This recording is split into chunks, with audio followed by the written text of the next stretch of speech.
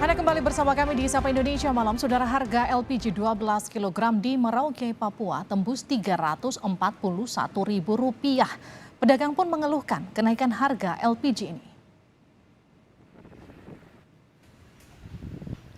Mulai hari ini, harga LPG non-subsidi di Merauke sudah dinaikkan oleh agen resmi Pertamina.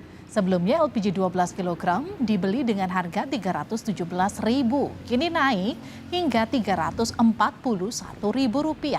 Tak hanya itu, LPG 5,5 kg yang biasanya dijual dengan harga Rp145.000, kini juga naik menjadi Rp162.000. Begitu kan, maksudnya kalau naik jangan terlalu tinggi-tinggi lah Pak. Khususnya kan gini kan PKL atau kita pedagang itu kan kasihan.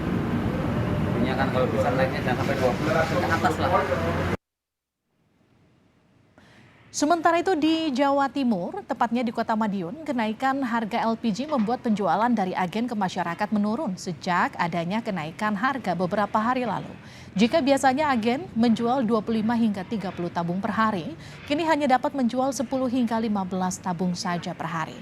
Saat ini harga LPG ukuran 5,5 kg naik dari harga semula Rp87.000 per tabung, dan kini berada di harga Rp100.000 hingga Rp110.000 per tabung. Sedangkan untuk ukuran 12 kg yang semula Rp187.000, kini naik menjadi Rp218.000 hingga Rp220.000 per tabung.